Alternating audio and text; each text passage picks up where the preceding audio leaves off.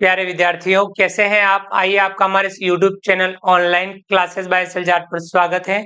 विद्यार्थियों, आज की इस क्लास में हम समझने वाले हैं कक्षा 10 विषय गणित प्रश्नावली 5.1 समांतर श्रेणियां। सवाल 1। आइए समझते हैं समांतर श्रेणियां। समांतर श्रेणियां यानी अर्थमेटिक प्रोग्रेशन, जिसे हम एपी के द्वारा व्यक्त करते हैं। शॉर्ट में हम इसको क्या लिखते हैं? एपी। ये आपको ध्यान में रखना है। सवाल 1।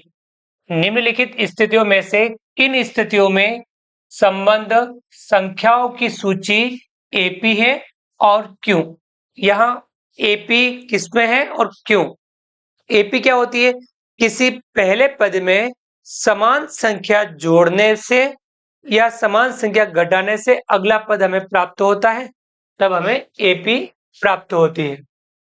पहला देखिए, प्रत्येक किलोमीटर के बाद टैक्सी का किराया, जबकि प्रथम किलोमीटर के लिए किराया ₹15 है और प्रत्येक अतिरिक्त किलोमीटर के लिए किराया ₹8 है। यहाँ देख सकते हैं कि आपको एपी के पद बताने हैं। इसमें क्या करना है? एपी के पद बताने हैं और वो फिर एपी है या नहीं है ये पता करना है। यानी एपी में पहला पद क्या होगा? A1। पहला प्रथम किलोमीटर के लिए कितना है? एपी का पहला पद आ जाएगा 15। फिर एपी का सेकंड पद A2 कितना जोड़ना है? 8। तो 15 प्लस 8 कितना हो जाएगा? 15 में 8 जोड़ा 23। फिर A3 के लिए 23 में वापस 8 जोड़ना है। 23 प्लस 8, 23 में 8 जोड़ो कितना हो जाएगा? 31। तो A1 A2 A3 अपन ने निकाल लिया। अब हमें क्या करना है कि ये एपी है या नहीं। पहला पद 15, दूसरा 23, तीसरा 31, 3 पद तक अपन ज्ञात कर लेंगे। उससे पता करेंगे कि ये एपी है या नहीं है। तो आपको A3 में से A2 ज्ञात माइनस करना है। A3 में से A2, अगले पद में से पिछला पद माइनस करना है। यानी A3 कितना है अपने पास? 31, उसमें से माइनस करना है 23, कितना प्राप्त हो रहा है? 8। ऐसे ही A2 में से A1 माइनस करना है। A2 में से A1 माइनस करना है। 23 में से 15 माइनस करना है। 23 में से 15 माइनस करेंगे तो कितना आ जाएगा? 8। यानी ये अंतर समान मिला, इसलिए यहां एपी है। तो हम लिख सकते हैं यहां एपी है। बस इतना सा अपने को बताना एपी है या नहीं है। तो इस स्थिति में एपी बन रही है, यहां पर एपी है। आगे बढ़ते हैं।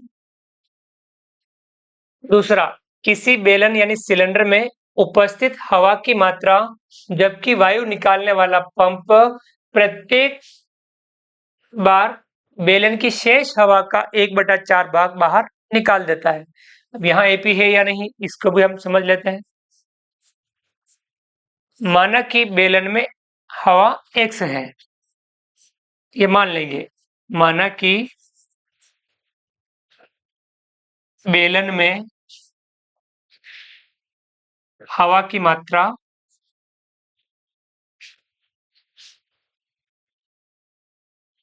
x है, तो यानी आपके A1 कितना हो जाएगा? x। पहला पद आपका x हो जाएगा। और ये क्या कह रहा है? जो वायु निकालने वाला पंप है प्रत्येक बार बेलन की शेष हवा का 1/4 भाग बाहर निकाल देता है। यानी A2 हमें ज्ञात करना है। A2 क्या आएगा? जो हवा थी उसकी x, उसमें से जो हवा है उसका 1/4, यानी 1/4 किसका? x का। ये माइनस कर देना है। यहां इसके बट्टे में एक एलसीएम लेंगे। 1 और 4 का एलसीएम 4, 1 का भाग 4 में 4 बार, 4 का गुणा 1 से करेंगे 4x, माइनस 4 का भाग 4 में 1 बार और 1 का गुणा 1 से करेंगे यानी x। 4x में से x माइनस करेंगे तो कितना आ जाएगा 3x/4। ये आपके A2 आ गया। ऐसे आपको A3 ज्ञात करना है। A3 क्या होगा, अब उसके पास कितनी हवा बची, यानी ये वाला A2 पद ये है 3x/4, उसमें से माइनस करना है इसका 1/4 यानी 3x/4 का कितना 1/4। इसको हम आगे हल करेंगे, इसका 1/4 माइनस करना है तो 3x/4 माइनस करना है 3x/4 × 4 = 16। अब एलसीएम लेंगे, 4 और 16 का एलसीएम 16, 4 का भाग 16 में, 4 × 4 = 16, 4 बार, 4 का गुणा 3 से करें 4 × 3 = 12x, माइनस 16 का भाग 16 में एक बार और 1 का गुणा 3x से करेंगे 3x। 12x में से 3x घटाएंगे कितना आएगा 9x/16। ये आपके A3 आ गया। अब हमें संबंध देखना है AP है या नहीं है, तो A3 में से A2 माइनस करना है। अपना काम क्या है, AP के लिए A3 में से A2 माइनस करना है, ये अपने को देखना है A3 माइनस A2। A3 कितना है 9x/16, इसमें से माइनस करना है A2 3x/4, 3x/4, दोनों का एलसीएम लेंगे, 16 और 4 का एलसीएम 16, 16 का भाग 16 में एक बार और 1 का गुणा 9x से करेंगे तो 9x, माइनस 4 का भाग 16 में, 4 × 4 = 16, 4 बार, 4 का गुणा 3 से करेंगे 4 × 3 = 12x, 12x प्लस का है 9x, 12x माइनस का है 9x प्लस का है, तो 12x में से 9x माइनस कर देंगे तो 3x बचेगा माइनस का बटा 16। ऐसे आपको A2 में से A1 माइनस करना है, A2 माइनस A1। A2 कितना है अपने पास x 3x/4, इसमें से माइनस करना है A1 यानी x/1। अब यहां 1 और 4 का एलसीएम लेंगे तो 4, 4 का भाग 4 में देंगे एक बार और 1 का गुणा 3x से करेंगे तो 3x, माइनस 1 का भाग 4 में देंगे 4 बार, 4 का गुणा x से करेंगे तो 4x, 4x में से 3x माइनस करेंगे तो माइनस का 1x यानी -x/4। अगर इनको काट करके छोटी संख्या बन सकती है तो अपना बनाने, यहाँ नहीं कट रहा है, यहाँ पे भी नहीं कट रहा है, ये मान अलग आया, ये मान अलग आया।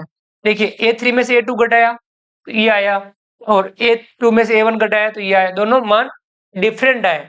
तो अपने को यहाँ क्या लिखना है, चूंकि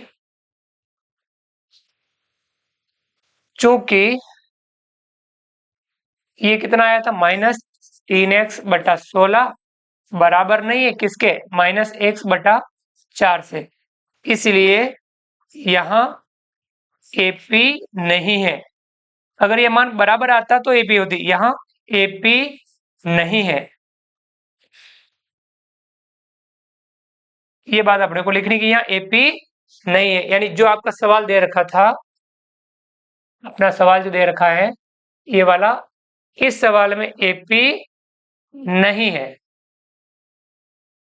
आगे इसमें यहाँ AP नहीं बन रही है, ये जो शर्त दे रखी है उसके अकॉर्डिंग यहाँ पर AP नहीं बन रही है। सवाल तीसरा, प्रत्येक मीटर की खुदाई के बाद एक कुआं खोदने में आई लागत, जबकि प्रथम मीटर खुदाई की लागत ₹150 है और बाद में प्रत्येक मीटर खुदाई की लागत ₹50 बढ़ती है। ये इसको भी हम हल कर लेते हैं, यहाँ AP है या नहीं। A1 पहला पद क्या होगा, पहले मीटर के लिए लागत है 150, A1 अपना हो जाएगा 150। A2 क्या होगा 150 में कितना जुड़ेगा 50 और जुड़ जाएगा, कितना आ जाएगा 200। ऐसे A3 कितना आ जाएगा 200, 200 में 50 और जुड़ जाएगा 250। 50। अब अपने को ज्ञात क्या करना है, एपी है या नहीं है, तो A3 में से A2 माइनस करना है, 250 में से 200 माइनस करना है। कितना आ जाएगा, 250 में से 200 माइनस करेंगे 50। ऐसे ही अपने को A2 माइनस A1 करना है, 200 में से 150 माइनस करना है, कितना आ रहा है 50। यहाँ ये मान बराबर आया, इसलिए यहाँ एपी है, यहाँ एपी है। इस सवाल में अपने एपी बनेगी, इसके जो पद बनेंगे वो एपी में आएंगे, यानी समांतर श्रेणी में आएंगे। आगे बढ़ते हैं, अगला है चौथा। खाते में प्रत्येक वर्ष का मिश्रधन जबकि रुपए 10,000 की राशि 8% वार्षिक की दर से चक्रवृद्धि ब्याज पर जमा की जाती है। तो अपन यहाँ पे भी इसको हल कर लेते हैं।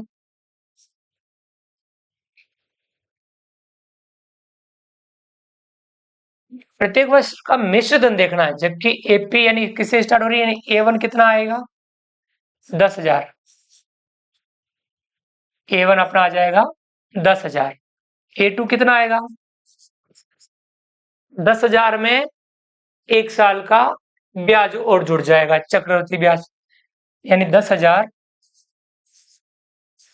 प्लस 1 वर्ष का ब्याज 10,000 का। तो मूलधन इंटू समय इंटू दर बटा 100, मूलधन इंटू समय इंटू दर 8% बटा 100। 2 जीरो से 2 जीरो कट जाएंगे, 8 का गुणा 100 से करेंगे 800, यानी इस यहाँ आगे लिख लेता हूं मैं 10,000 प्लस 800 बराबर 10,800। ये अपना A2 आ गया। ऐसे ही A3 ज्ञात करना है। अब 10,800 अपना मूलधन है, उसमें क्या जुड़ जाएगा 1 वर्ष का ब्याज, यानी अब 10,800 मूलधन इंटू समय इंटू दर बटा 100। 2 जीरो से 2 जीरो कट जाएंगे, 108 का गुणा 8 से कर लेंगे, 10,800 प्लस 8 बटे 64 और 8 एक 8, 864 और जोड़ देना है, तो कितना आ जाएगा। आप डायरेक्ट जोड़ सकते हैं तो अच्छी बात है, नहीं जोड़ सकते तो आप अलग से जोड़ सकते हैं। 4 का 4, 6 का 6 और 8 और 8 16, 16 का 6 हाथ से लगा 1 और 1, 11,664। अब अपने को ज्ञात करनी, A1 हो गया अपना, A2 हो गया, A3 हो गया। अपने को संबंध क्या देखना है, A3 माइनस A2। A3 है अपने पास 11,664 माइनस 10,800, माइनस कर लेते हैं।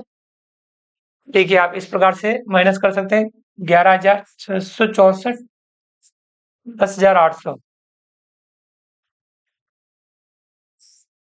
4 में से 0 घटाएंगे 4, 6 में 0 घटाएंगे 6, 6 में से 8 नहीं घटेगा, यहाँ से उधार लेंगे, यहाँ बचेगा 0, यहाँ जाएगा 16, 16 में से 8 घटाएंगे 8, 0 में से 0 घटाएंगे 0, 1 में से घटाएंगे 0, यानी 864 आ रहा है। कितना आ रहा है 864।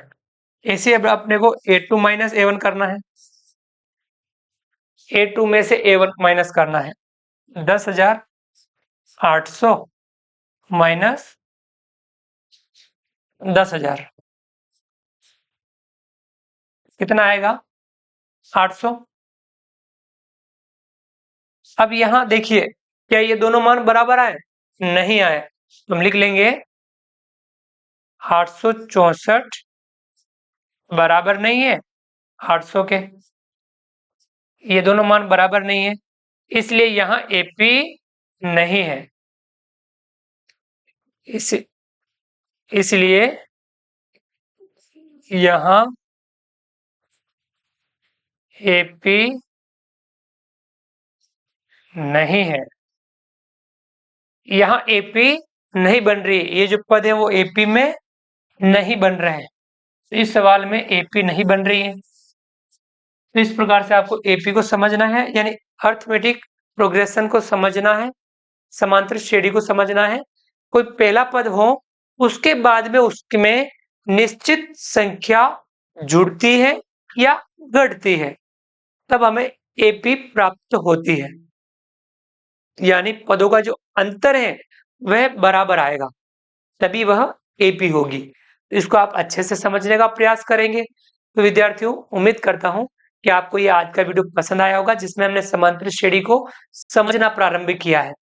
वीडियो को आप लाइक कीजिए, चैनल को सब्सक्राइब कीजिए और अधिक से अधिक साथियों तक वीडियो शेयर जरूर कीजिए। मिलते हैं अगली क्लास में नए वीडियो, नए कंटेंट के साथ में। तब तक के लिए थैंक यू, धन्यवाद, जय हिंद, जय भारत। आपका दिन शुभ रहे। Thank you.